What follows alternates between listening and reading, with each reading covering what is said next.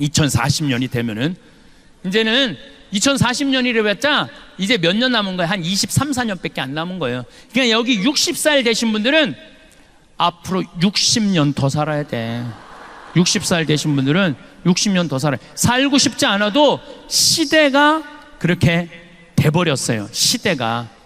그러면은 1살서부터 30살은 뭐 해야 되는 나이냐면은 엄마 아빠랑 친구들이랑 먹고 마시고 놀아야 되는 때예요. 저는 요즘 점점 이 생각이 많이 들어요. 인생에 있어서 가장 중요한 건 먹고 마시고 노는 일이에요. 만약에 이걸 못하잖아요? 그럼 죽을 때 이런 말을 해요. 나는 제대로 먹지도 못하고 마시지도 못하고 놀지도 못하고 난 억울해서 못 죽는다, 이 소리 하는 거예요. 인생에 있어서 가장 중요한 건 뭐냐면은 먹고 마시고 노는 일이에요. 누구하고 먹고 마시고 놀아요? 친구들하고 먹고 마시고 노는 거예요. 오늘 여러분들 강의 듣고 은혜, 성령대회 은혜 너무너무 받았어. 그래갖고 여기저기 올림픽 저 야구장 앞에 가고 아무나 붙잡고 당신 오늘 나하고 먹고 마시고 놀자, 그럼 미친놈 취급당하죠. 누구하고 먹고 마시고 놀아? 친구하고. 근데 이 세상에서 가장 친한 친구는 부모요, 형제예요. 그럼 우리나라 초등학교 애들이 엄마 아빠랑 먹고 마시고 놀자 그랬더니 이놈의 새끼야, 너 지금 먹고 마시고 놀 시간이 어딨어? 너 지금 빨리 학원 가야지. 내가 요즘 영어학원 다니는데 어제도 그 영어학원 갔는데 초등학교 1학년 애들이요, 가방을 2개를 메요. 뒤에 하나 앞에 하나. 초등학교 1학년 애가, 어떤 애는 여행용 가방을 끌고 엘리베이터에 들어오는 거, 여행용 가방을 끌고. 초등학교 1학년 애가. 그럼 걔는 내가 어저께 5시에 갔는데 그 시간에 학원 들어가면은 엄마 아빠랑 먹고 마시고 놀 시간이 어딨어? 그렇게 초등학교, 중학교, 고등학교, 대학교 스펙 쌓는데 집에도 안 들어와. 그러면은요, 이미 엄마 아빠하고는 친구 아니에요. 부모도 아니에요. 아무것도 아니에요. 요즘 애들이, 여러분들 20대 애들이 왜 자기 애들 컴퓨터 게임 할 때 운다고 애 떨어뜨려 죽이는 줄 알아요? 자기 엄마 아빠하고 어떤 추억도 없기 때문에 자기 새끼도 새끼처럼 안 보이는 거예요. 사랑을 받았어야지 사랑을 할 거 아니에요. 사랑을 받았어야지. 근데 엄마 아빠랑 먹고 마시고 논 적이 없어, 이런 애들은. 그러니까 엄마들이 이렇게 얘기해. 너 지금 먹고 마시고 놀지 말고 4당 오락이야. 4시간 자면 합격하고 5시간 자면 너 떨어져. 그래갖고 서울대학 가갖고 뼈가 빠지게 스펙 쌓고 삼성에 취직해서 그러고 난 다음에 먹고 마시고 놀아. 그럼 1살서부터 30살은 누가 보상해 줄 거예요? 그때 아무것도 안 한 애들. 우리 생태마을에 직원이 40명이에요. 생태마을에 직원이 40명이에요. 이제까지 이력서가 이렇게 쌓여 있어요. 200명 정도가 왔다 갔어요. 200명 정도가. 근데 참 놀라운 거는요, 우리 집에 며칠 전에도 이화여대 나온 친구 왔다가 3일 만에 갔어요. 또 연대에 나온 사람 일주일 만에 갔어요. 서울대 원서는 사람 하루 만에 갔어요. 가만히 보니까 우리 집에 와갖고 이 생태마을에서 행복하게 직장 생활하는 사람들 또 환경을 보니까 다른 거 하나도 없어. 엄마 아빠랑 먹고 마시고 논 애들이 생태마을에서도 일 잘하고 잘 살아. 아무리 좋은 대학을 나와도 엄마 아빠랑 먹고 마시고 놀지 못하는 애들은 우리 생태마을에 와서도 먹고 마시고 놀지 않아요. 그래서 저는 우리 직원들 첫 월급은 서울대학을 나오든 연대를 나오든 일반 지방대학을 나오든 중학교를 나오든 초등학교를 나오든 월급을 똑같이 줘요. 절대 좋은 대학 나왔다고 월급 많이 안 줘요. 왜? 매주 띄우는데 뭐하러 서울대 졸업장이 필요해. 매주만 잘 띄우면 됐지. 그러니까 일을 잘하는 사람이, 어떤 사람이 일을 잘하나 봤더니 행복한 사람이 일을 잘하더라고요. 행복한 사람이. 지난주에 영월 고용노동부에서 우리 생태마을에 감사가 나왔어요. 우린 엄연한 직장이니까, 회사니까 고용노동부에서 감사가 나왔는데, 감사 나온 사람이 우리 직원 월급표를 보고 깜짝 놀라는 거예요. 진짜 이렇게 주냐? 진짜 이렇게 주냐고. 우리는 직원들 이렇게 관리 직원들이 6천만 원이에요. 연봉 한 달에 최소한 500만 원 정도 나가요. 그래서 400만 원, 300만 원. 첫 월급이 200만 원이고 잘하는 애들은 30만 원, 40만 원을 6개월이면 230, 40만 원 그냥 올려줘요. 근데 그것도 기준이 보면은 행복한 애가 월급도 빨리 올라가. 공부 잘하는 애가 빨리 올라가는 게 절대 아니에요. KBS에서 재미난 실험을 했어요. 초등학교 6학년 성적표 IQ 좋은 애, 성적 좋은 애, 생활기록부 좋은 애 30년 후에 추적을 해봤어요.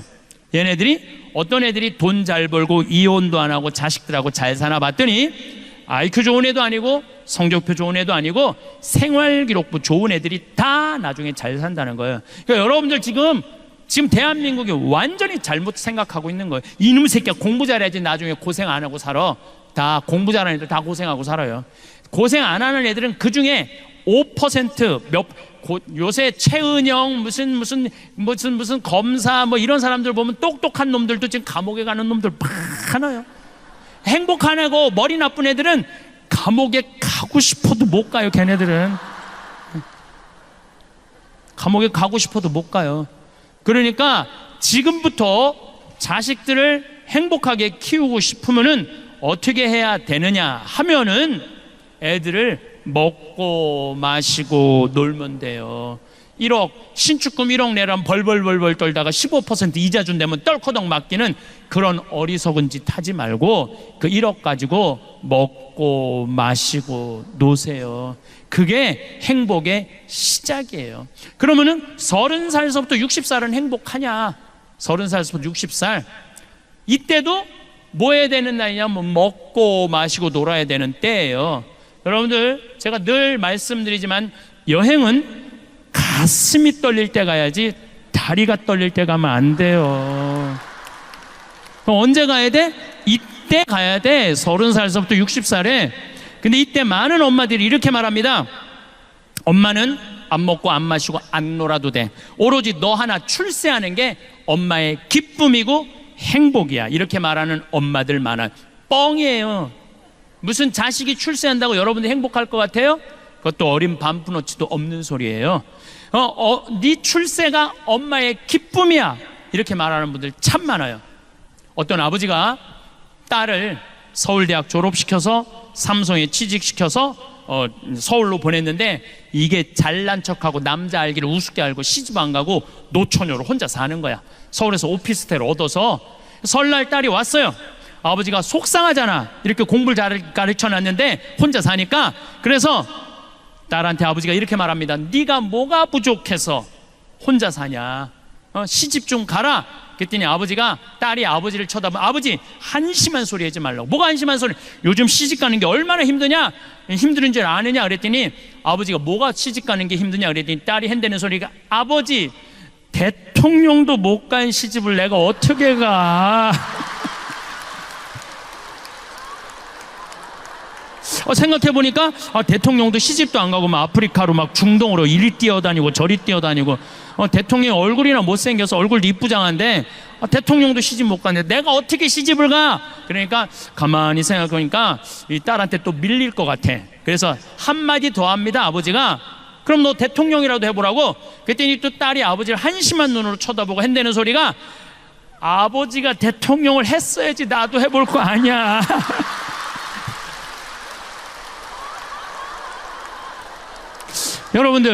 여러분들은 자식들을 대통령 되라 그러기 전에 자식을 대통령을 만들고 싶으면 여러분들이 먼저 대통령이 돼야 돼요. 자식을 출세시키고 싶으면 누가 먼저 출세해야 돼? 여러분들이 먼저 출세를 해야 돼요. 자식을 행복하게 키우고 싶으면 누가 먼저 행복해야 돼? 여러분들이 먼저 행복해야 돼요. 애가 10시까지 공부하고 왔는데 엄마는 그냥 머리에 하얀 띠 두르고 왔어? 엄마는 안 먹고 안 마시고 안 놀아도 돼. 너 하나 행복하는 게 엄마의 소원이야. 그런 평생 인상 쓰고 사는 엄마한테 자식 자라니 자식이 행복할 수 있겠어요? 행복할 수가 없어요. 저는 요즘 우리 교회 우리 수원교구도 그렇지만 청소년이 문제라고 그러는데 난 거기에 동의할 수 없어요. 청소년이 문제가 아니에요. 누가 문제냐면은 청소년을 키우는 부모들이 문제예요. 청소년이 성당을 안 나온다고 그러는데 그것도 내가 보기에는 청소년들의 문제가 아니에요. 부모의 문제예요. 여러분들 중학교, 고등학교만 올라가면은 어떻게 해요? 은근히 애가 엄마 월요일 날 시험인데 나 도서관 가야 돼. 그러면은 부모가 나 너 시험 못 봐도 돼. 나 너 꼴등해도 돼. 하지만 주일미사 빠지는 건 엄마는 용서 못 해. 너는 신앙이 이 세상에 살면서 가장 중요한 거야. 너 꼴등해도 돼. 너 미사 나가. 이러면은요 애들 다 성당 나가요. 근데 여러분들 은근히 중학교만 올라가면은 눈 감아요. 타협하는 거예요. 타협하는 거예요. 중학교, 고등학교 때는 네가 대학 들어가야 되니까 성당 잠깐 쉬어. 영원히 쉬는 거, 영원히 쉬는 거예요. 그러니까 애가 문제가 아니라니까요. 그 애를 키우는 부모가 문제예요. 여러분들 자식들 구원받고 싶으면 누가 먼저 구원받아? 여러분들이 먼저 구원받아야 돼요. 그러면 60살에서부터 120살은 행복해요? 60살에서부터 120살? 나는 자식 출세하는 것만 봐도 내 행복이야 라고 말하는 분들 늙어봐요. 절대 그렇지 않아요. 어떤 욕심이 생기느냐 하면은 자식이 좋은 대학 다니고 좋은 직장에 취직하잖아요. 그럼 바라기 시작해요.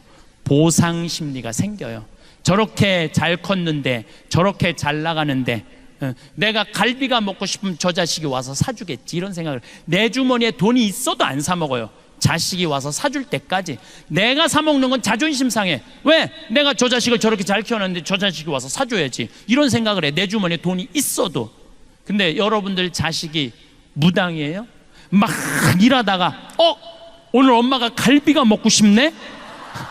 내가 가서 사줘야지, 이렇게 생각하는 자식은 대한민국에 한 명도 없어요. 지금 갈비 먹고 싶은 거 누구만 알아? 나만 아는 거, 나만. 그럼 누가 사줘야 돼? 내가 사줘야 돼. 내가. 누구 돈으로? 내 돈으로. 무슨 돈으로? 집 잡혀서. 그러면은 다 해결되는 거예요. 그런데 절대 자기 돈으로 가서 안 사 먹어요. 그리고 끊임없이 원망해요. 끊임없이 자식들 욕해요. 그리고 자기 인생까지 인생 헛살았다고 그래. 참 어리석은 사람들이에요. 제 강의를 듣고 그래, 내 돈으로 사 먹으면 되지. 그리고 내 돈으로 사 먹은 분들이 나한테 편지하고 찾아오고, 심지어는 개신교 신자들은 용돈도 갖고 와요. 뭐 지난주에 100만 원, 200만 원 받아서 개신교 신자한테 찾아와서. 그런데 그거 뭐 돈 받았다고 박수 받으려고 그러는 게 아니에요. 자, 그분들이 나한테 하는 얘기, 공통적인 얘기 두 가지가 있어요. 첫 번째, 내 돈으로 사 먹어 보니까 자식 원망을 안 하게 되더래요. 찾아오거나 말거나 원망을 안 하게 되더래요. 두 번째, 내 돈으로 내가 사 먹어 보니까 남은 인생은 누가 책임질 수 있다? 내가 책임질 수 있다는 생각이 들더래요. 여러분들 60살서부터 120살까지 자식이 효도하지 않으면 불행하고, 자식이 효도하면 행복해요? 왜? 내 60년의 인생을 자식한테 떠맡겨. 그것도 나쁜 거 아니에요? 여러분들 자식들 중에 태어나고 싶어서 태어난 자식이 있어요? 한 명도 없어. 한 명도. 여러분들이 좋아서 난 거야. 여러분들이 좋아서 난 거야. 그걸 기껏 키워놓고 너 남은 인생 60년 책임져. 얼마나 이기적인 생각이에요. 키워놓고 자립할 수 있으면 그걸로 끝내야 돼. 남은 인생은 누가 책임져야 돼? 내가 책임져야 되는 거예요.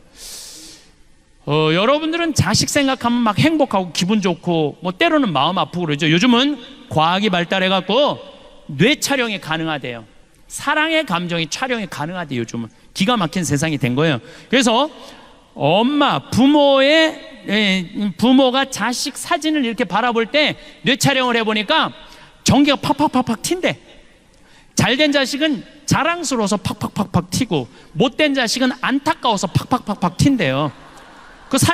직접 실험을 뇌 촬영을 해본 결과. 그런데 자식이 부모 바라볼 때 뇌 촬영을 해보니까 아무 반응이 안 일어난대. 아무 반응이 안 일어난대요. 여기 계신 여러분들 지금 60, 70, 80 넘어가신 분들, 자식들이 지금 50, 60 되신 분들 많을 거예요. 그분들은요, 여러분들 살아있는지 죽어있는지도 모르는 경우도 많아요. 제가 말씀드리잖아요. 120살 먹은 엄마가 90살 먹은 아들이 너무너무 목소리가 듣고 싶어. 힘겹게 전화를 했어요. 아들아, 나 네 목소리 너무너무 듣고 싶다. 너 요즘 밥은 잘 먹고 잘 지내니? 그럼 90살 먹은 아들이 당황한다니까요. 엄마가 아직도 살아있었나? 이제 당황한다니까요. 그쯤 되면은 부모가 살았는지 죽었는지도 몰라요. 이번 어버이날 때도 밥 굶은 할머니들 많을 거예요. 아침에 밥 하려고 그랬더니 할아버지가 애들 올 텐데 무슨 아침을 해. 그냥 놔둬. 올 때까지 애들 오면 먹지 뭐. 그랬어. 근데 점심 때도 아무 연락이 없어. 어떻게 할까 여보? 그냥 귀양 기다리는 거 저녁까지 배 고파서 그냥 확 먹어. 그런데 저녁에 5시쯤 아들이 전화했어. 아버지, 내가 너무 바빠서 못 갔어요. 통장에 10만 원 넣어드릴게요. 맛있는 거 사서 드세요. 이미 기분 잡쳤어. 무슨 밥은 그냥 굶는 거예요. 그냥 어버이날하고 기다리지 말고, 누가 와서 사줄 거 기다리지 말고, 먹고 싶으면 누가 와서 사 먹어? 내가 사 먹으면 돼요. 내가 사 먹으면 돼. 저는 지난 3월 6일 날 아침마당에 출연을 했어요. 근데 제가 아침마당에 4번을 출연을 했어요. 근데 아침마당 관계자들이 그러더라고요. 신부님, 이렇게 4번씩 초대하는 경우가 없대요. 얼마 전에 아침마당 25주년을 했잖아요. 거기 전화가 왔어요. 신부님, 축하 메시지 하나 보내달라는 거예요. 아니, 내가 무슨 축하 메시지를 보내느냐고. 신부님이 아침마당에 지분이 많대. 지분이 많으니까 꼭 보내야 된다는 거예요. 근데 이렇게 아침마당에 그렇게 4번씩이나 이렇게 초대한 거는 누가 맨날 회의 때 얘기를 하냐면 이금희 아나운서가 맨날 신부님 모시자고 그러는데요. 2013년에 아침마당 8월 8일 날 출연을 하고 생태마을에 왔는데 직원들이 막 책상을 치고 날 보고 난리가 났어. 왜 그러냐 그랬더니 전화가 완전히 폭주가 되고 뭐 실시간 검색어가 1인데 어떤 할머니 하나가 전화를 해갖고 그랬다는 거예요. 오늘 출연한 신부님 이금희 아나운서하고 너무 잘 어울리니까 결혼시키라고.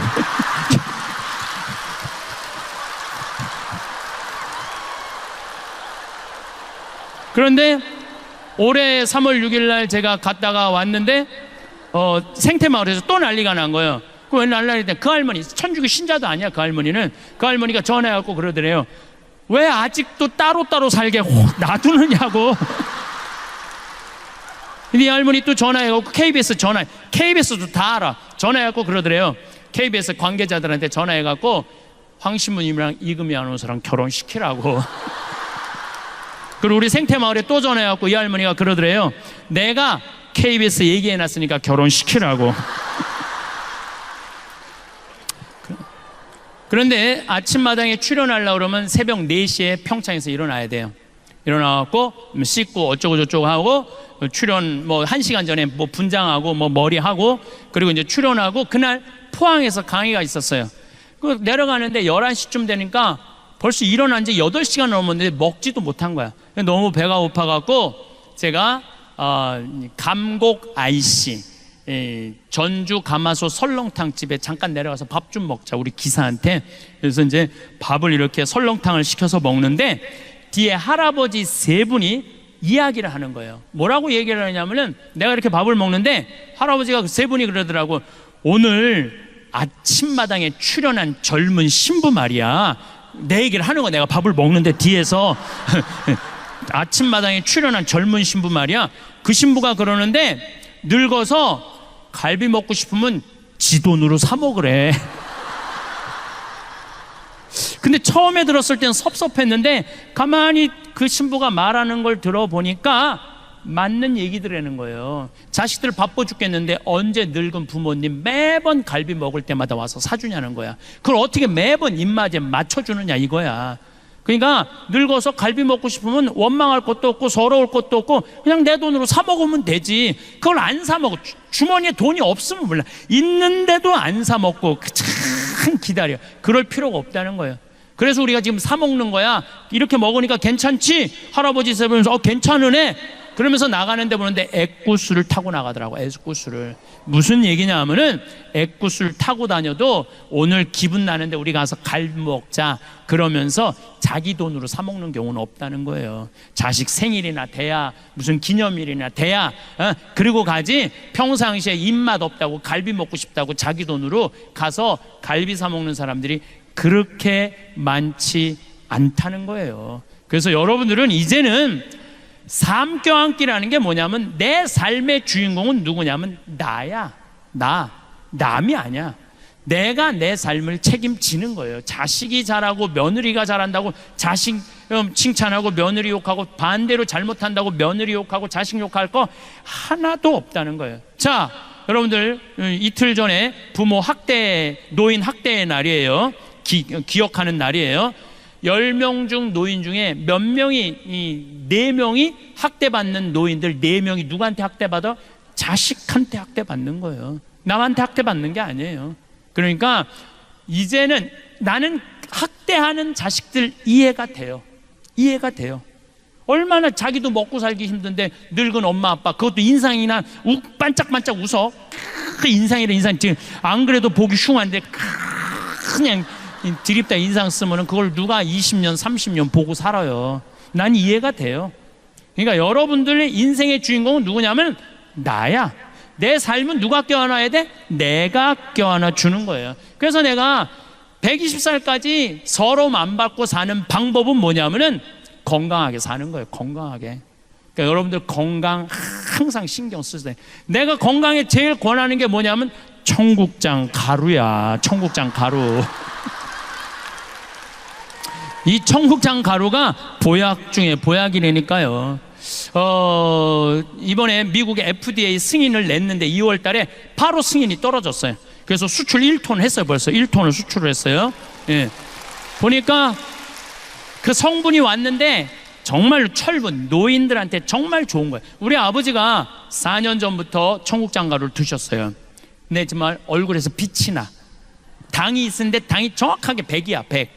혹시 여러분들 수원에 가서 중절 모자 쓰고 얼굴에 빛이 나는 할아버지가 있으면 그분이 우리 아버지인 줄 알면 돼. 그분이 우리 아버지야. 예. 며칠 전에도 내가 직접 받은 전화인데 어떤 자매님이 우리 피정에 와갖고 내 이 말 듣고 청국장 가루를 사갖고 자기 남편이 당이 있는데 한 달 먹었는데 당이 딱 120으로 떨어지더래요. 너무너무 신기하다고. 그래서 이 청국장 가루 수입업자가 한국에 와서 우리 된장, 간장, 고추장, 청국장 보더니 이거 다 수입해 가겠다 그러는 거예요. 그러니까 여러분들 나중에는 없어. 살려면 언제 사야 돼? 지금 사야 돼. 내가 저기 갖다 놨어. 저 뒤에다가.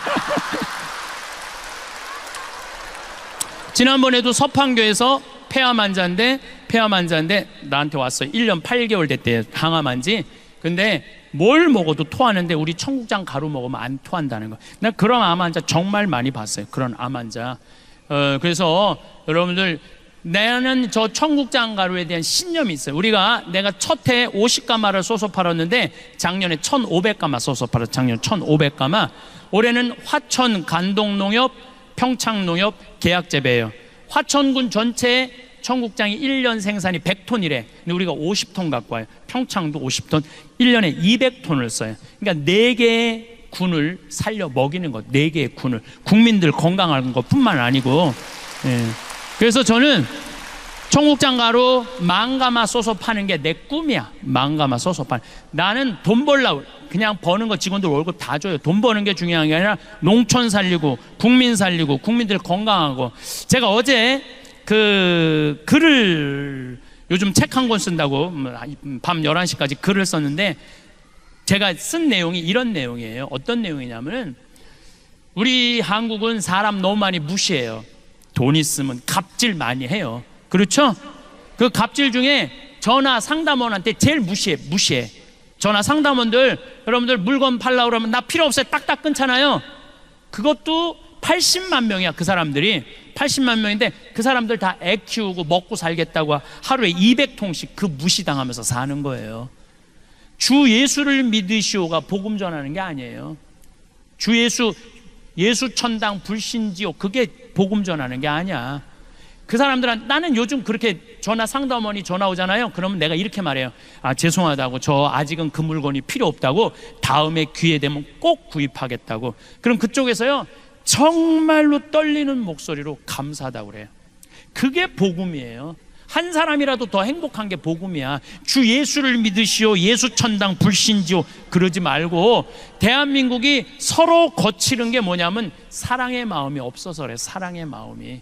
그러면 이제는 죽음 껴안기, 삶 껴안기. 그럼 이제 남은 거 뭐야? 자신 껴안기야. 자, 자신을 껴안으려면은 내가 누군지는 알아야 될 거 아니에요. 내가 누군지는.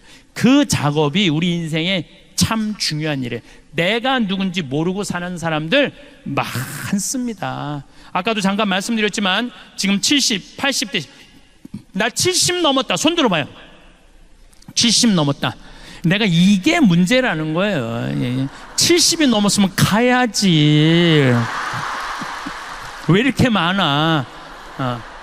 자, 70이 넘은 분들 가만히 생각해 보면 6.25 전쟁 겪으신 분들이에요. 그렇죠?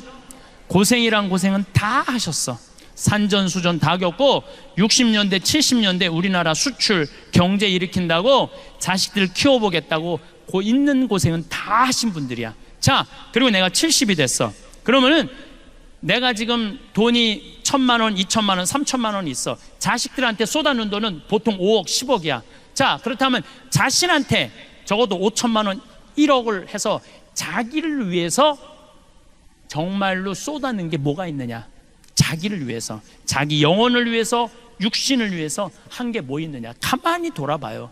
헛산 사람들이 많다는 거예요. 내가 누군지, 나는 누구인가, 어떻게 살아야 되는가, 이거 모르고 끝까지 희생만 하다가 죽을 때 엄마처럼 살지 말아라 이러고 죽는 사람들이 많다는 거예요.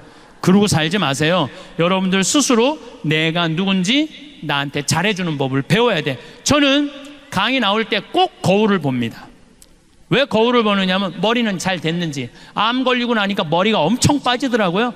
근데 다시 나긴 났는데 옛날같이 복구가 잘 안 돼. 그래갖고 머리가 이렇게 가운데가 벼갖고, 우리 집이 다 숱이 많은 집인데 나만 머리가 벼었어요. 그래갖고 머리가 이렇게 뜰 때가 많어. 그러면 이거 정리도 좀 하고. 그리고 내가 강의 나갈 때 제일 중요하게 여기는 건 바지에 이게 자꾸가 올라갔나 안 올라갔나, 이걸 제일 중요하게 해요. 바지에 자꾸가 올라갔나 안 올라갔나. 만약에 내가 바지에 자꾸가 내려가면 여러분들 어떨 것 같아? 눈은 여기 와 있고 정신은 딴 데가 있는 거. 정신은 저 신부님 저거 바지에 자꾸 내려갔네. 이거 보면은 저기까지 나오면은 더 기가 막힐 거 아니야. 이게 저기에 찍히면은. 그러니까 바지에 자꾸 올라갔는지 봐야 될 거 아니에요. 남 앞에 나설 때 나 자신을 점검하는 일은 아주 중요한 일이에요. 남 앞에 나설 때 나 자신을 점검하는 것. 내가 과연 남 앞에 나설 자격이 있는가 없는가. 뭐 내면은 둘째 치고라도 외모라도. 여러분들은 외출할 때 거울 보세요, 안 보세요? 보시죠? 파마는 잘 유지됐는지, 눈썹은 잘 그려졌는지 보시죠? 제가 2년 전에 모 기관에 강의를 가게 됐어요. 근데 거기는 나를 요청하려고 그러면 1년, 2년을 기다려야 되니까 2년 동안 나를 모시겠다고 그랬는데 2년 만에 내가 시간이 돼서 가겠다고 그러는데, 딱 갔는데 이분이 딱 한눈에 나를 참 많이 기다렸던 게 한눈에 보이더라고요. 왜 딱 한눈에 알아봤느냐 하면은 화장을 어마어마하게 했어요. 얼굴에다 대고 화장을 어마어마하게 해댔어. 막 머리가 결혼식 가는 머리 있잖아. 막 보여. 막 무스가 이렇게 쫙 한 게 보여. 그리고 마스카라를 얼마나 말아 올렸는지 이게 막 거의 눈이 뒤집혀질 지경이야. 마스카라를 너무 말아 올려갖고. 그 루즈도 얼마나 진하게 칠했는지 여기가 다 빨개, 얼굴이. 예. 근데 이분이 바빴는지 루즈를 칠했는데 마지막 마무리를 잘못해갖고 여기가 살짝 올라왔어. 이렇게 살짝. 내가 2시 강의였는데 1시 반에 가서 커피 마시는데 30분 동안 아무것도 안 보이고 이것만 보이는 거야. 이것만 보이는 거야. 2년이 지난 지금도 그분 생각하면 이것만 생각나. 이것만. 그날은 교장 선생님, 교감 선생님 초청 강의였는데 그러고 하루 종일 이러고 다닌 거예요. 하루 종일. 그분의 불행은 뭐냐면 손님을 맞이하기 전에 자기 자신을 점검하지 않은 거죠. 근데 더 불행한 건 뭐냐 하면 더 불행한 건 뭐냐, 그 사무실에 8명의 장학사 선생님들이 있었는데 아무도 지적해 주지 않은 거예요. 아무도. 선생님, 화장실에 가서 거울 보시고 화장 좀 고치시라고 아무도 얘기해 주지 않은 거예요. 외모는 거울을 보면 고칠 수가 있어요. 내면은 어떻게 할까? 내면은 지금 내 내면 안에 분노, 미움, 증오, 쓸데없는 욕심, 이게 꽉 차 있어. 여기 안전은 있지만 그게 꽉 차 있어. 내가 들여다보지 않는 한 아무도 모릅니다. 10길 물속은 알아도 한 길 사람 속은 모르는 거예요. 오죽하면 예수님이 뭐라고 그랬어요? 남의 눈에 있는 티끌 꺼낼 생각하지 말고 네 눈에 있는 들보나 꺼내라. 그래야지 눈이 맑아져야지 세상이 보일 거 아니냐? 그러시지 않았어요? 그러니까 뭐가 중요하냐면 내 내면을 들여다보는 작업이 중요한 거예요. 소크라테스는 뭐라고 그랬냐면 너 자신을 알라 그랬어요. 노노의 증자는 뭐라 그러냐면 1일 3성, 성인 1일 3성 지도라고 그랬어요. 성인은 하루에 자기 자신을 반성한다고 그랬어요. 소크라테스가 펠레폰네스 전투에서 2,000명의 시신을 보고요, 그 자리에 딱 서버려요. 2,000명의 시신을 보고 소크라테스가 낮에부터 움직이지 않고 다음날 아침까지 밤을 홀딱 새면서 그 시신을 보면서 인생이 뭔가, 삶이 뭔가. 그러고부터 소크라테스는 사랑에 대해서, 삶에 대해서, 자기 자신을, 사람 죽이고 이게 중요한 게 아니라 저 살인이 왜 벌어졌느냐, 자기 자신이 누군지 모르기 때문에 벌어졌다는 거예요. 그래서 마지막까지 자기 자신을 찾는 작업이 우리 인간. 그래서 소크라테스는 이런 말을 해요. 고뇌하지 않는 인간은 인간이 아니라고. 여러분들은 나 자신을 들여다보기 위해서 얼마나 많은 노력을 하고 사느냐. 정말 소크라테스처럼 한 자리에 서서 24시간을 삶을 명상하는 거 해봤는가? 지금 60에 들어선 분들, 70에 들어선 분들 앞으로 40년, 50년 더 살아야 돼요. 남은 인생을 유정란으로 살 거냐, 무정란으로 살 거냐는 누가 결정하는 것? 내가 결정하는 것. 여러분들 달걀을 보면은요, 유정란이 있고 무정란이 있어요. 똑같은 달걀인데 뿅아리를 까는 게 있고 뿅아리를 못 까는 게 있어. 달걀도 똑같은 달걀이라고 달걀이 아니에요. 사람도 유정란이 있고 무정란이 있어요. 사람도 생명이 있는 사람이 있고 생명이 없는 사람이 있어요. 나는 딱 보면 알아. 저 사람이 유정란인지 무정란인지 딱 보면 알아. 어떻게 딱 보면 아냐면은, 딱 보면 아, 저 사람 유정란이구나, 아, 저 사람 무정란이야. 딱 보면 어떻게 아느냐면은, 웃는 사람은 유정란, 안 웃는 사람은 무정란이에요. 딱 보면 알아요. 여러분들 친구들끼리 이렇게 어울려져 갖고 하루 종일 뭐 이 올림픽 공원 뭐 이런데, 올림픽 공원 이렇게 막 놀고 수다 떨잖아요. 막 수다 떨 때 6명의 친구인데 5명은 막 깔깔거리고 웃는데 한 명만 하루 종일 한 번도 안 웃어. 그 친구 보면 여러분 어때요? 어떤 생각 들어요? 기분 확 상해, 안 상해? 걔가 무정란이에요. 걔가 무정란이에요. 안 웃는 애가 무정란이에요. 그러면은 그 친구는 왜 안 웃느냐면 그 모임이 재미가 없어서 안 웃는 게 아니에요. 이 사람은 왜, 여기서도 지금 나보고 안 웃는 사람 있어. 그 사람 내 강의가 재미가 없어서 안 웃는 게 아니야. 이 사람은 왜 안 웃느냐면은 남편하고 이혼을 해 마라. 여기 앉아있지만 생각은 그 생각 갖고 있는 거예요. 남편하고 이혼을 해 마라. 자식이 하나 있는데 컴퓨터 게임을 새벽 4시까지 해. 그리고 4시까지, 오후 4시까지 자, 취직도 안 하고 돈도 안 벌고 4시에 일어나고 라면 먹고 또 컴퓨터 게임을 해. 걔 생각하면은요, 아, 한무리 웃긴 얘기를 들어도 웃을 수가 없어요. 근데 여러분들의 걱정하는 거에 96%는 해결할 수 없대요. 자식, 컴퓨터 게임하는 자식 여러분들 해결할 수 있을 것 같아요? 해결 못해요.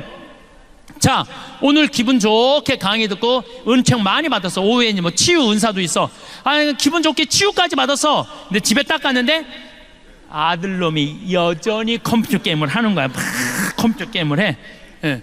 그럼 엄마가 기분 좋다가 딱 아들 보고 기분이 확 상해. 그리고 이렇게 말합니다. 나는 너만 보면 신경질이나 컴퓨터 게임 좀 그만해, 이 자식아. 혼자 재미나게 하다가 엄마 보고 스트레스 받는 이 자식, 컴퓨터 게임 더 열심히 해, 엄마 보고. 그리고 엄마가 이렇게 말합니다. 차라리 이렇게 사느니 너 죽고 나 죽자. 이런 집은 해결이 안 돼요. 앞으로는 그렇게 말하지 마세요. 왜 너 죽고 나 죽어? 앞으로 이렇게 말했어요. 너 죽고 나 살자. 그냥 넌 하다가 죽어. 컴퓨터 게임 하다가 죽어. 나는 살 테니까. 그리고 여러분 이렇게 얘기하세요. 엄마 2박 3일 동안 평창 놀러 갔다 올 테니까 너 컴퓨터 게임 열심히 해. 엄마 이스라엘 성지순례 10일 갔다 올 테니까 너 컴퓨터 게임 열심히 해. 그리고 또 엄마 저 제주도 이시돌 목장 갔다 올 테니까 컴퓨터, 얘가 막 컴퓨터 게임 하다가 뭐가 좋아서 저렇게 맨날 돌아다니지? 나도 한번 나가볼까? 나가는 거예요. 나가는 거예요. 그런데 너 죽고 나 죽자 그러면 같이 죽는 거야. 그러니까 오늘부터 너 죽고 나 죽자 그러지 마세요. 너만 게임하다가 너만 죽어. 엄만 살 테니까. 그러면 여러분들 생각을 해봐요. 여러분들 안에 생명이 없는데 애한테 어떻게 생명이 있어요? 여러분들이나 웃고 사세요. 여러분들이나 웃고 사세요. 제가 오늘 성령대에 왔으니까 특별히 얘기를 할게요. 내가 외국에 강의 많이 나가요. 많이 나가는데 대개는 신부들이 초청하는 경우는 별로 없어요. 대개 교우들이 신부님한테 아주 애고를 하는 거야. 황 신부님 모시자고. 그러니까 아니 어떤 신부 솔직히 얘기하더라고. 신부님 오는 거 안 좋다는 거예요. 왜 안 좋으냐니까 한 번 왔다 가면 3개월 동안 내 얘기만 하면 미친대요. 내 얘기만 하면 자기는 싫대. 그런 게. 그리고 그게 무슨 마약 효과지 나중에 똑같다는 거야. 그러나 자기는 안 부른다는 거야. 그래서 이제 공항에 나가보면은 대개 신부들이 얼굴이 굳어서 나와. 자기는 원하지 않는데 교우들이 원하니까. 교우들은 반짝반짝거리는데 신부 딱 굳어. 근데 3분만 지나면요 신부님 얼굴이 다 풀려요. 3분만 지나면. 그 나중에 와갖고 교우들이 그래. 신부님 그 차 타고 오면서 신부님 막 욕하고 왔는데 어떻게 3분 만에 저 신부 얼굴이 풀렸느냐고. 신기하다고. 비법이 있어요. 나는 딱 공항에 나올 때 교우들 안 봐요. 딱 그 신부님만 딱 봐요. 딱 보는 순간 그 신부님하고 딱 눈을 마주치고 3분 동안 그냥 무조건 3분 동안 3분 지나고 나면은 다 풀려요. 웃음은 기적의 시작이에요. 웃음은 기적의 시작이에요.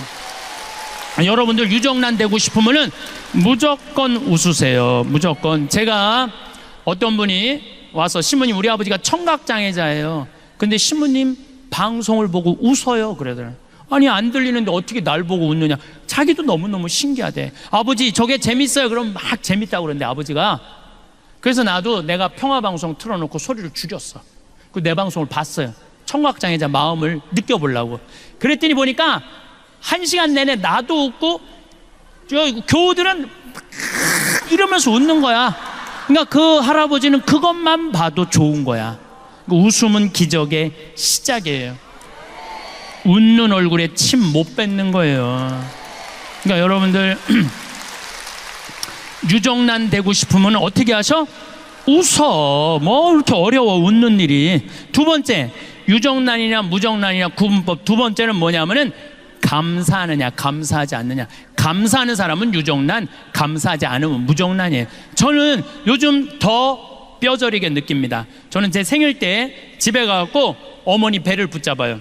어머니 배를 붙잡고 이렇게 말합니다. 배야 고마워. 네가 나를 10달 동안 여기 넣어줘갖고 내가 너무너무 행복하게 해갖고 내가 이 세상을 너무 행복하게 살고 있고 대한민국에 행복을 전해주니까 이 배가 나 깠으니까 유정란 배 아니야? 유정란 배 고마워. 배야 고마워. 그럼 84살 먹은 할머니, 우리 어머니가 이거 왜 이래? 심이 맨날 나갖고 장난친다고. 장난치는 게 아니야. 지금 이 배가 난 너무 고마워.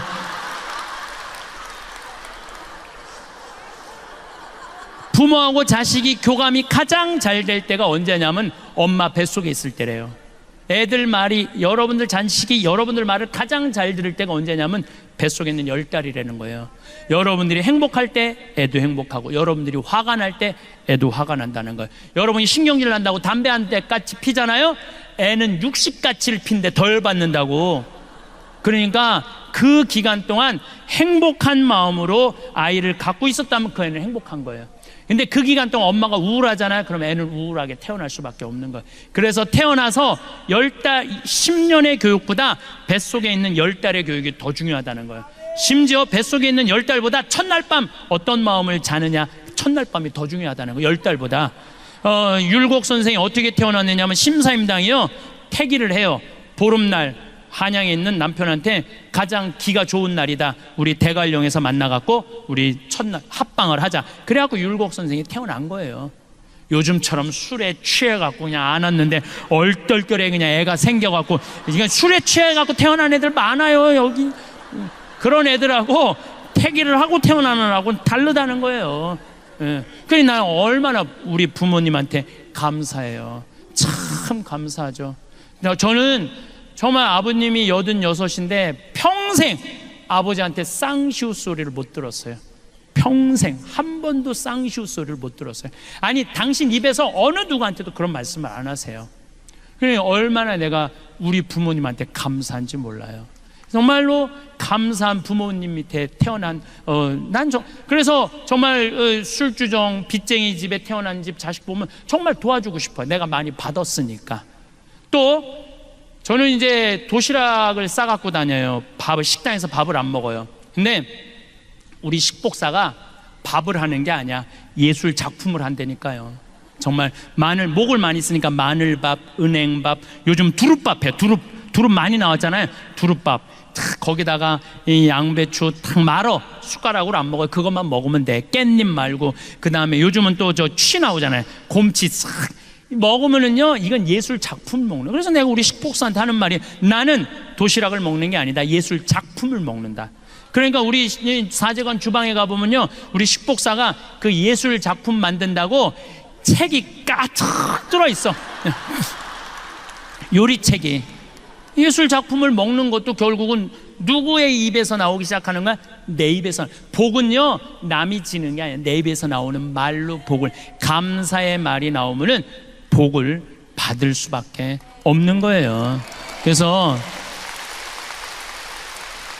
여러분들도 자식들한테 갈비 안 사준다고 어버이날 찾아오지 않았다고 원망하는 말 하지 마세요. 엄마가 해준 것도 없는데 너 정말로 잘 자라줘서 너무 고맙다, 이렇게 튼튼해줘서 고맙다, 맨날 고맙다고 얘기하세요. 그러면은 자식이 잘 되는. 효자도 저절로 효자 되는 거 아니에요. 여러분들이 효자를 만드는 것도 여러분들 하기 나름이야. 맨날 섭섭한 것만 얘기해봐요. 어떤 자식이 효도하겠어요? 맨날 섭섭한 거 얘기만 하면은 2번 오던가 1번으로 줄여요. 1번 오던가 안 와요. 안 와. 그러니까 항상 누가 먼저 행복해야 돼? 여러분들이 먼저. 세 번째, 유정란이냐 무정란이냐 딱 보면 알아. 세 번째, 감동하는 사람은 유정란, 감동하지 않는 사람은 무정란이에요. 감동하는 사람은 유정란.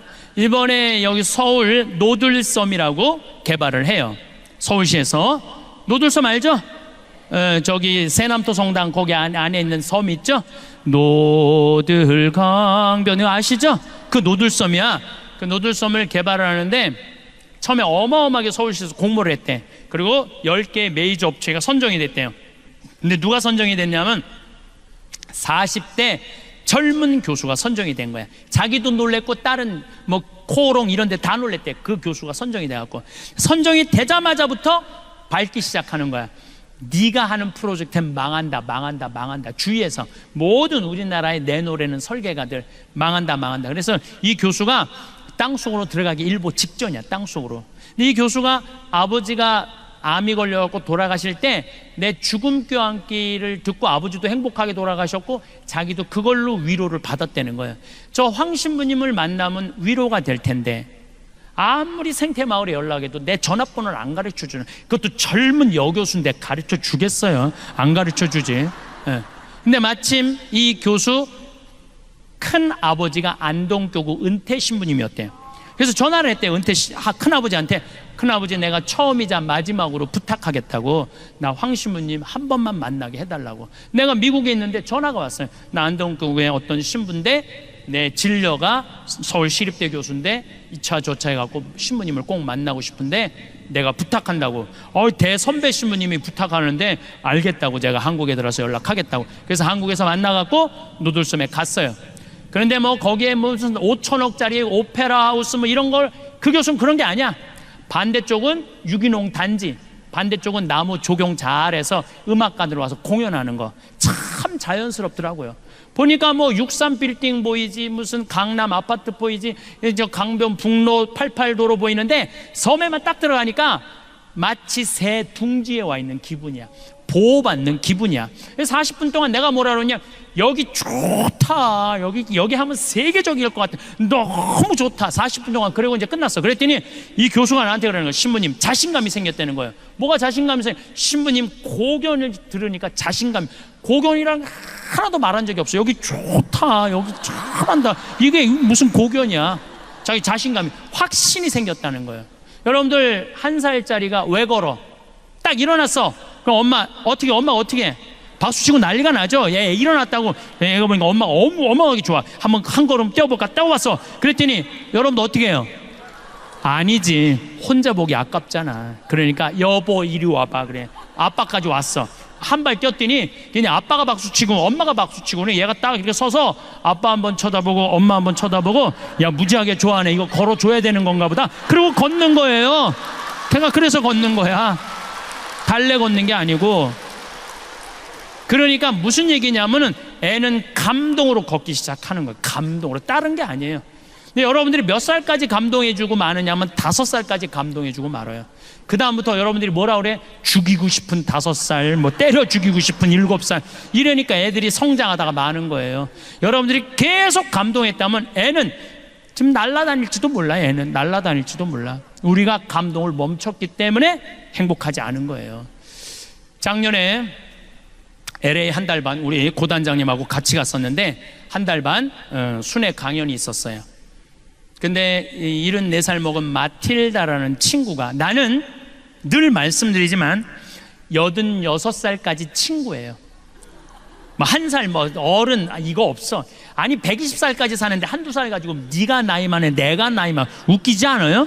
여러분들은 20년까지 오늘 이후부터 맘먹어. 그냥 반말해도 돼. 예. 근데 내 친구 74살 먹은 마틸다라는 친구가 신부님 일주일만 시간을 내달라는 거예요. 왜 그러냐? 유타 구경시켜 주겠다는 거야. 서부 영화 보면 막 바위 솟아있는데. 근데 이 마틸다는 세탁소 하는 사람이에요. 가난한 여인이야. 그야말로 가난한 과부고. 그런데 10년 전에 내 강의 가슴이 떨릴 때 가야지 다리가 떨릴 때 가면 안 된다라는 얘기를 듣고, 그때부터 시간만 나면 세탁소를 닫고 미국 전역을 여행을 다니는 거야. 그분이 그런 말을 해. 나는 인생이 180도 달라졌다고.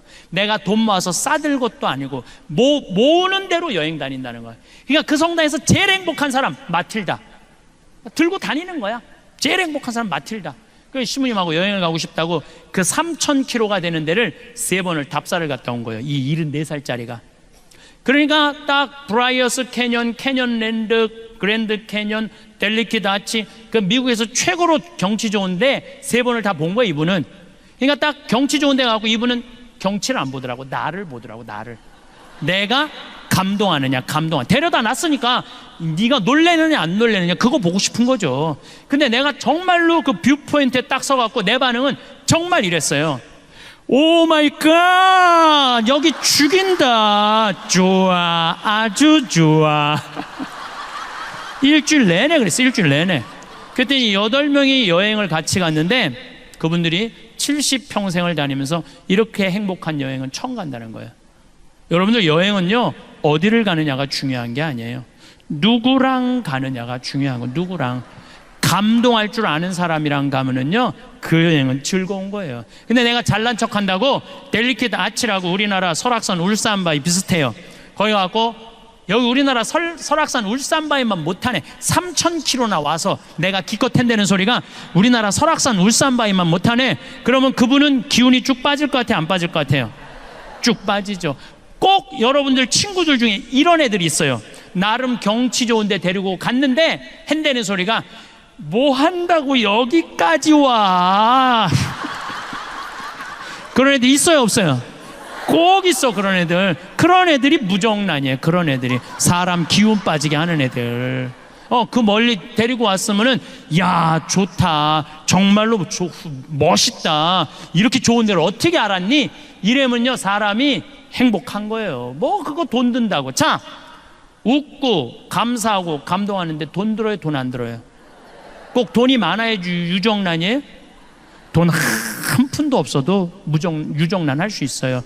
저는 요즘 방송을 보면서 무슨 진경중 검사장, 무슨 뭐 변호사 막 감옥에 뛰어들어가고 뭐 저기 뭐 한진해운가 무슨 최은영 뭐 회장 막 그 감옥에 뛰어들어가면서 돈이 앙화로다 이런 생각이 들어.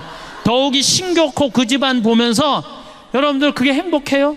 94살 돼가고 정신감정하러 왔다 들어갔다 하고 여러분들 돈 많은 거 부러워할 필요 하나 없어요. 이건희 회장님이 재산이 12조 5,900억이야. 좀 주식이 떨어졌고 11조 7천억으로 떨어졌어요. 자, 이건희 회장님이 쓰러진 지 5월 10일이 2년 되는 날이야. 벌써 이제 2년 이제 10일이 지났어요. 한 달이 지났어요. 2년 10일. 이건희 회장님이 살아있을 때, 쓰러지지 않았을 때 11조나 되는 돈을 소년소녀 가장한테, 그 다음에 무슨 심장병 어린이한테, 독거 노인한테, 아니면 병원에 학교 장학금으로 내놨다면은 아마 이건희 회장님 쓰러지고 난 다음에 촛불 기도회 무슨 성령 이건희 회장 회복 성령 기도회 막 이런 거 많이 했을 거예요 아마. 근데 여러분들 혹시 이건희 회장님 쓰러져 갖고 빨리 일어나게 해달라고 묵주기도 오단한 사람들이 있어 혹시? 내가 이건희 회장이 무정란이라는 게 아니에요. 사람은요 마지막에 돈을 남기는 게 아니에요. 이 사람이 얼마나 가치 있게 살았느냐 안 살았느냐 그게 중요한 거예요. 이건희 회장은 저 11조 7천억 때문에 지금 죽지도 못하고 있어요.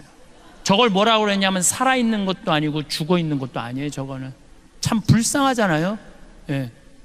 여러분들이 유정란이 될 거냐 무정란이 될 거냐 나누느냐 나누지 않느냐에 따라서 유정란 무정란이 결정되는 거예요. 나누는 사람은 유정란, 안 나누는 사람은 무정란이에요. 제가 4년 전부터 잠비아 봉사 선교를 떠나기 시작을 했는데 혼자 가기가 멋져갖고 내가 세례준 치과 의사한테 야, 너 그 잠비아에 치과가 하나도 없대더라. 가서 입 빼주러 가자.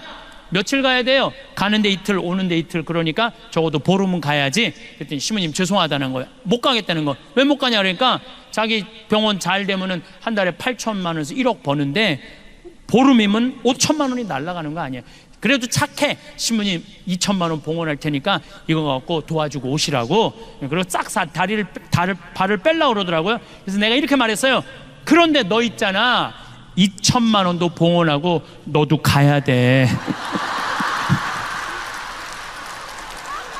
그리고 데려갔어요. 데려갔는데 거기는요 이가 우리보다 한 배 반이 길어요. 그래갖고 썩어도 빼지를 못해. 썩었는데 이게 빼지를 못하니까 얼마나 아파요. 그렇지 않겠어요? 이걸 빼주니까 너무너무 시원해하는 거야. 내가 그 이번에는 갖고 올 판이야. 여러분들 보여주려고. 이렇게 길어. 이렇게. 정말 놀랐어요. 예. 그러니까 그 사람들은 42살밖에 못 사는 거야. 그러니까 거기 치과 의사가 왔다니까 이 아픈 사람들이 트럭을 타고 10시간을 타고 오는 거 밤새. 그러니까 의사들이 3명이 갔는데 밥 먹을 시간이 없고 컵라면 먹고 그리고 파김치가 돼서 저녁에 말씀 나누기를 하는데 이렇게 말하더라고요. 신부님 저는 20년 동안 의사 생활하면서 보람이라는 걸 느껴본 적이 없다는 거예요. 지겨웠다는 거예요. 그런데 여기 와서 의사 되길 잘했다는 거야. 근데 그 의사는 봉사활동 떠나기 전에 맨날 나한테 뭐라 그러냐면 신부님 저 비행기에서 떨어져서 죽었으면 좋겠어요. 저 차가 와서 쳐서 죽었으면 좋겠어요. 왜 그러냐? 돈 그렇게 잘 버는데 건물을 큰 거를 사놓고 그걸 해댈래냐고 그러니까 물을 안 먹고 진료를 해요. 너 왜 물을 안 먹고 진료하냐니까 화장실 가는 시간이 아까워서 물을 안 먹어. 그러니까 하루 종일 뼈가 빠지게 진료만 보는 거야. 그러니까 죽고 싶다는 거야. 여러분들 이 세상에서 제일 무서운 단어가 뭔 줄 아세요? 확장 이전이야. 아파트도 확장 이전해 갈 때 힘든 거야. 가게도 확장 이전해 갈 때 힘든 거예요. 그냥 있는 대로 살아야지 뭐 좋은 거 있다 확장 이전해. 그러니까 돈을 그렇게 큰 건물을 사놓으니까 사는 게 기쁘지가 않는 거야. 그래서 넌 인생이 그런 게 아니다. 4년 전부터 내가 그 의사한테 가르친 게 뭐냐면 먹고 마시고 노는 걸 가르쳤어요. 먹고 마시고 노는 거를. 그런데 나 얼마 전에 물어봤어요. 너 화장실도 안 가고 진료 볼 때랑 이렇게 먹고 마시고 놀 때랑 버는 돈이 어때? 그랬더니 배시시 웃으면서 한다는 소리가 신부님 이상하게 그때보다 훨씬 더 많이 번다는 거예요. 너무너무 신기하다는 거예요. 그거 왜 더 버느냐? 내가 분석을 해줬어. 내가 너 4년 동안 치과 다녀보니까 위생사가 한 명도 안 간둔 거야. 그전에는 이 3개월에 한 번씩 바뀌었거든요. 3개월에 힘들으니까 모든 의사부터, 죽고 싶은 의사가 뭐 웃겠어요? 그냥 인상을 쓰고 하니까 환자들이 해다가 다 가는 거예요. 근데 지금은 다 반짝반짝 웃어. 그리고 뭐 추석에 10일 놀고, 성지순례 간다고 10일 놀고, 이번에 잠비아 간다고 보름 놀고, 과달루페 성지 간다고 또 10일 논대. 한 달 1년에 40일 노는 병원을 누가 관둬요? 죽어라고 붙어 있는 거지. 그러니까 손발이 척척 맞는 거야. 그리고 환자도 그전에는 100만 원짜리 200만 원짜리 오다가 이제는 2천만 원, 3천만 원짜리 온다는 거야. 여러분들이 뼈가 빠지게 일한다고 돈 버는 거 아니에요. 사람은요, 먹고 마시고 놀 줄 알아야 돼요. 누죽걸산이라고 그랬어. 누우면 죽고 걸으면 살아. 자, 여기 계신 분들 돈 쓰는 거 아깝다고 집에 누워 있잖아요. 그럼 여러분들 치매 걸리고 허리 아프고 다리 아프고 위장 망가져 갖고 병원비로 다 날라가요. 그렇게 병원비로 날리는 게 나아. 맡기고 평창이고 무슨 삼성산이고 이스라엘이고 이시돌 목장이고 돌아다닐 수 있을 때까지 돌아다니다가 86살에 그냥 죽는 게 나아. 어느 게 나아요? 누죽걸산이라고 그랬어요. 그래서 우리 청국장 사 먹고 돌아다니기 시작하세요. 우리 청국장 사 먹고 돌아다니기 시작하세요. 네. 저는 여러분들이 복음이라는 게 딴 게 아니에요. 이 세상을 살면서 기쁘게 사는 거야. 기쁘게. 슈바이처 박사가 뭐라고 그러냐, 기쁨 없는 그리스도인이 복음을 방해한다고 그랬어요. 기쁨 없는 그리스도인들이. 그래서 여러분들 유정란들 되기를 바라겠습니다. 감사합니다. 자식이 행복하려면 먼저 내 자신이 행복해야 합니다. 120살까지 서러움 안 받고 사는 방법에 대해서도 이번 강의를 통해서 배울 수 있었습니다. 컴퓨터에 미친 자식에게 대응하는 방법도 너무 기발한 생각이었습니다. 특히 마지막으로 웃고 감사하고 감동하고 나누는 삶을 살아야 한다고 생각했습니다. 정말 인생에서 이 4가지는 중요하다고 생각합니다. 오늘도 많은 것들을 배울 수 있어서 좋았습니다.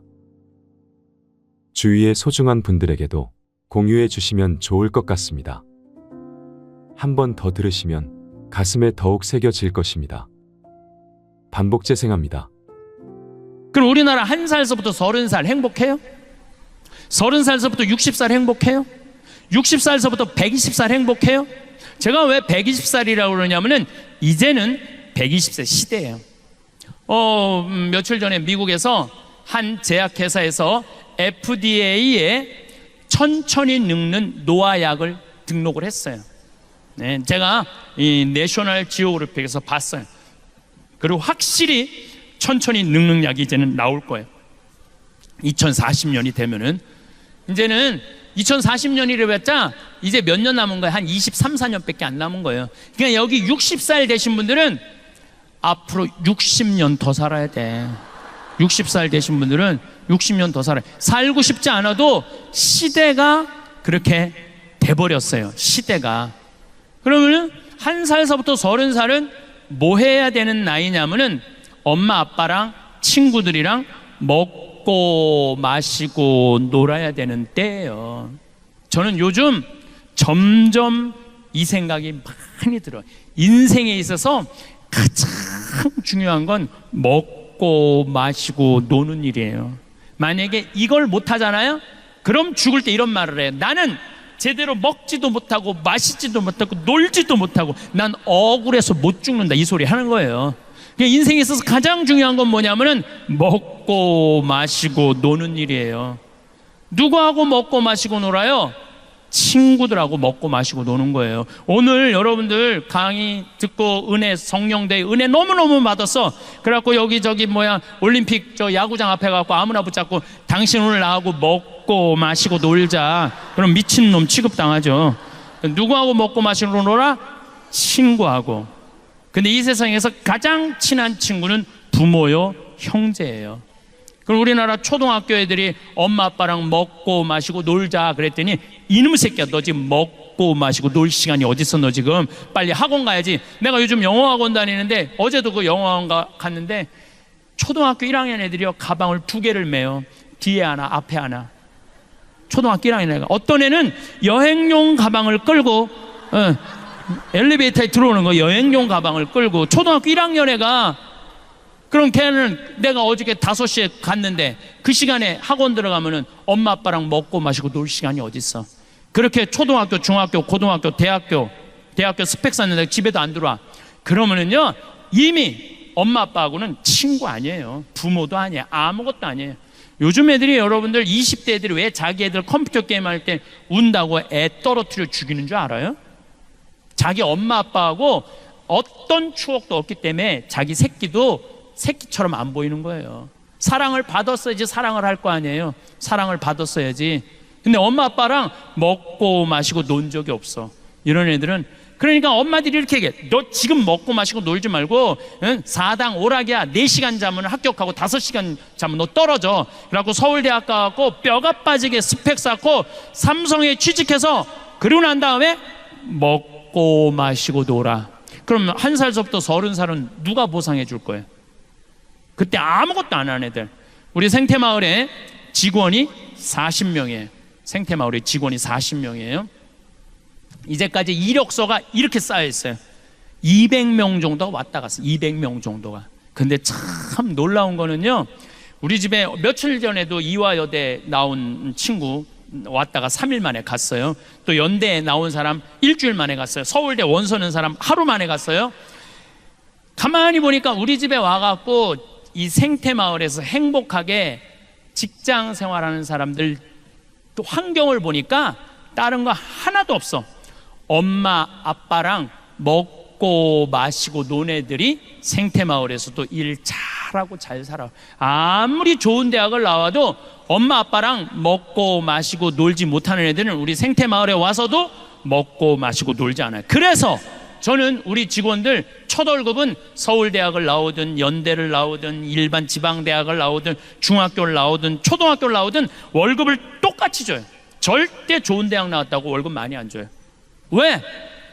매주 띄우는데 뭐하러 서울대 졸업장이 필요해. 매주만 잘 띄우면 됐지.